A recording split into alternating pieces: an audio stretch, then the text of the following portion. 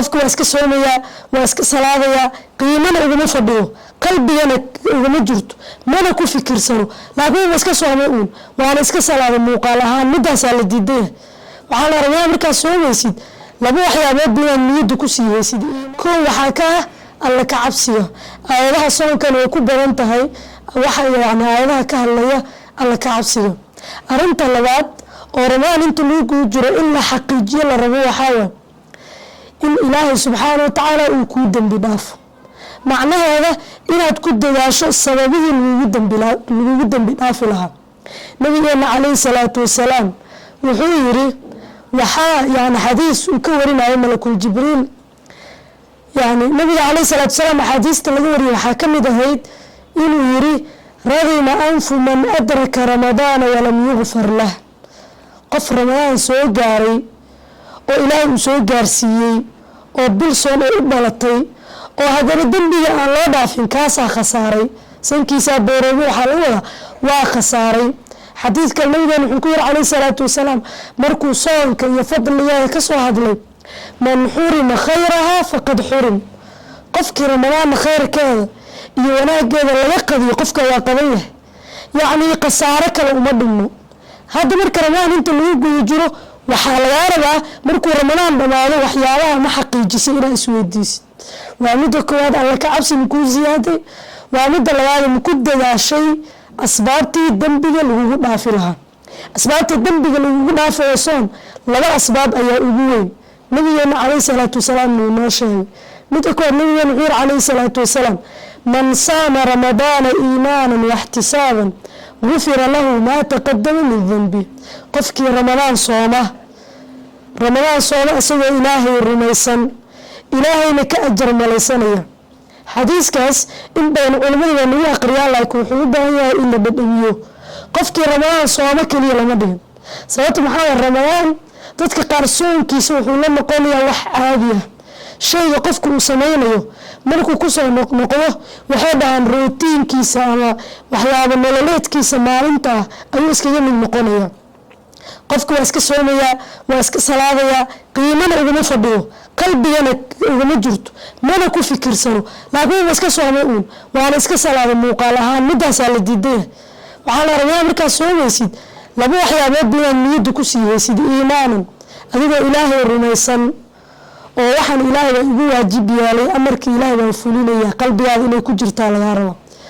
واحتسابنا أذيك إلهي كأجر مليسانية وأجر حساب سنية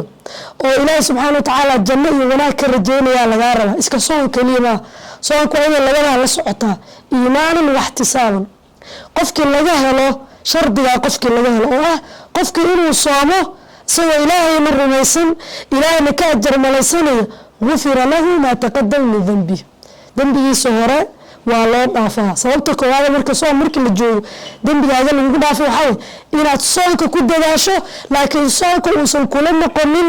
عالوي معلومات كان وصل كل مقنن عمل وين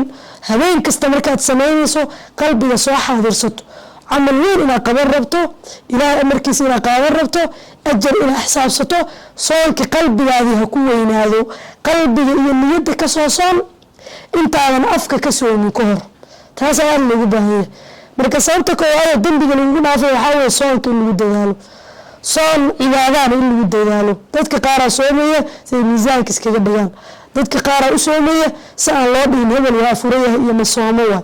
dadka qaar u soomaya ayagoo dadka kale wajigooda fiirinayo ayagoo ceeb ka cararayo ayagoo islaam maaragtay dadka qaar u soomaya ayagoo wax cunaan waayeen iska soon macnaha ay ka tahay maya soonka waxa weeye iimaan iyo ihtisaab sababta labaad Ramadaan markii la joogo dambiga lagu dhaafo waxa Nabi Ali sallallahu alayhi wasallam wuxuu man qaama Ramadaan iimaanan wa ihtisaaban ghufira lahu ma taqaddama min dhanbi qofkii Ramadaan kaca yani salaad kaya oo qiyaam la imaada asagoo qiyaamka u sameeynaya iimaanan wa ihtisaaban naftirkeeda ka harmayso سبحان الله النبي عليه الصلاة والسلام حامل دائما إشارة ضد بينا صلاة اسكد كذا يوم قلبي ويجودين ضد بينا تراويح هذا أيوة والله هذا أما ما رت عاد ولا توم معنا يسوي فدين لكن النبي عليه الصلاة والسلام إيمانا واحتسابا يعني مركز قيام كسمين يسوع رمضان waxaa lagaa raba inaad ilaahayna rumayso ilaahayna ka xisaabsato gufira lahu maa taqadama min dembi dembigiisii hore iyo kiisii dambeba waa loo dhaafaa labadaas waxyaabood ahdaafta ugu waaweyn ee ramadaan in la xaqiijiyo la rabo ayay ka mid tahay hadafka saddexaad oo ramadaan in la xaqiijiyo la rabo waxaa waay in aad ku dawaashid ilaahi subxaana wa tacaala ramadaan markuu tilmaamayay tilmaanta ugu weynee la siiyey waxay ahayd shahru ramadaan aladii unzila fiihi alqur'aan waa bishii qur'aanka la soo dejiyey macnaheeda marka xiriirka iyo cilaaqada adiga iyo qur-aanka idinkala dhexeeya ramadaanka inaad wax ka bedasho haddaa awal indhaha marsiin jirta ama aad daldali jirta ramadaanka inuu qur-aanka kaaga duwanaado qur-aanka inaad saaxiib ka dhigato qur-aanka inuu ku saameeyo qur-aanka inaad waqtigaada ugu badan siiso leyla nahaar maalin iyo habeen inaad qur-aanka waqtigaada siisid nabigeena calayhi salaatu wasalaam cabdullaahi bin cabaas wuxuu leeyahay jibriil nabiga wuxuu u imaan jiray habeen kasta oo ramadaan ayuu nabiga u imaan jiray bilaha kale dhan habeen kasta uma imaan jiray ramadaan markii la gaaro habeen kasta u imaan jiray maxay samayn jireen marka qur-aankay diraaseyn jireen qur-aankay muraajaceyn jireen qur-aankay aqrin jireen oy baran jireen oy ku tadaburi jireen qur-aanka ayay yani qur-aankay ku jeedeen jibriil waa malaa'igta midka ugu fadliga badan nabi maxamedna waa makhluuqaadka midka ugu fadliga badan bani aadamka iyo nebiyada qur-aankana waa kalaamka ilaahay saddexdii oo saddex fadli badan ah bisha la diraaseynayna waa bil ramadaan oo bilihii ugu fadliga badnaa bilo yani sanadka ah macnaheeda malagii ugu qiimaha badnaa malaa'igta nebigii ugu fadliga badnaa nebiyada qur-aankii oo ah kalaamullahi alcadiim iyo bishii ramadaan oo ah bilaha sanadka bisha ugu fadliga badan ayaa isu soo aaday marka qur-aanku waa cadiim nebigii lagu soo dejiyena waa cadiim jibriil oo soo dejiyena darajadiisa kor ayuu u qaaday nebigii lagu soo dejiyena darajadiisa kor ayuu u qaaday bishii la soo dejiyena bil qiimo badan ay noqotay qur-aanka qofka ku dheganaadana dadkaasaa u khayr badan qofkii qur-aanka faafiyana ummadda asagaa ugu fiican macnaha meel kastoo qur-aan uu ka dhow yahay waa meel kastoo ugu fiican iyo wax kastoo ugu fiican iyo wax kastoo ugu khayr ka badan maxaa rabaa marka cilaaqada iyo xiriirka qur-aanka kaala dhexeeya ramadaan inaad wax ka bedasho aad lacag Soomaaliya ku dirto ama lagugu soo diro waxaan kuugu bishaaraynayaa abka Walremit waxaad si fudud lacag ugu diri kartaa ehelkaada iyadoo lacagta ugu dhacayso EVC Sahal iyo Premier Wallet Walremit waa amaan waa sahal waa mid aad u qiimo jaban haddaba hadda soo degso oo maanta waxyaabaha ramadaan in la xaqiijiyo loo baahan yahay ayay ka mid tahay mid afaraad oo ramadaan in la xaqiijiyo aad loogu baahan waxaa waay nabiga calayhi salaatu wasalaam markuu ka hadlayay albaabaha jannada wuxuu sheegay albaab ka mida yani albaab kasta magacooda uu sheegay albaabaha kale camalka la sameynaa loogu magac daray maalan salaadoo kale dadka ahlu salaadka waxay ka gelayaan baabu salaad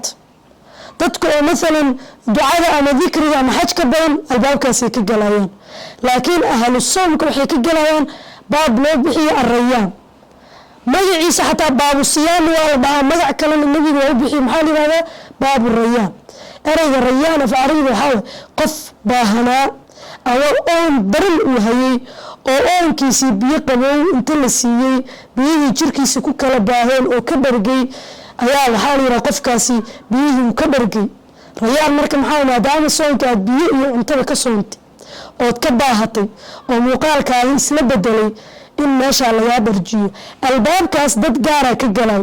nabiga wuxuu calayhi salaatu salaam waxaa ka galaya dadkii ahlu soomka ahaa markay galaan kadibna waa la soo xiraa cid ka dambaysa geli mayso waxaa laga rabaa inaad sawiratid albaabka jannada oo ummad dad gaar inta lagu xareeyey lasoo xiray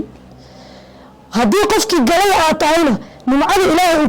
ku siiyo maalintaas in adiga ilaahay kuu fasaxay inaad soo geshid dad kalena ayaga irdaha taagan laga xiro albaabkaas see lagu helayaa marka ilaahay subxaana wa tacaalaase in la weydiisto waa marka koowaad waa midda labaad in lagu dadaalo albaabkaas sababta lagu mutaysanayo albaabkaas sababta lagu mutaysan waxaa weeye soonka midda shanaad oo tahay ramadaan inta lagu jiro in la xaqiijiyo waxaa weeyaan sadaqada nabiga calayhi salaatu wasalaam waxaa la yidhi geesi buu ahaa laakiin yani nabiga calayhi salaatu wasalaam wuxuu ahaa deeqsi وقعن فورا عليه الصلاة والسلام بشو وبسي داخل سنة وحيد بشي رمضان بأهيد معناه هو صدقة بحين جري بشي وبو صدقة بدنا محارة نقطه بشهر رمضان رجال مركه بشان الله سبحانه وتعالى ما بركيه إن أبلغ أهداف للرباء اللي حقيقيه أهداف الرباء اللي حقيقيه للرباء بنتهي شنطاس أنا هذا سوقاتي Healthcare Hospital waana isbitaal ay u dhameystireen dhammaan adeegyada caafimaadka waxaana diyaar kugu ah dhakhaatiirta noocyadooda kala duwan sidoo kale waxaad helaysaa shaybaare aad iyo aad tayadooda loo hubo waxaa sidoo kale inta aad ka helaysaa yada iyo dhalaanka oo aad ka helayso Healthcare Hospital haddii aad xanuunsantahay hadda gaar Healthcare Hospital wixii faahfaahin ah kala xiriir lambarada shaashada kaaga muuqda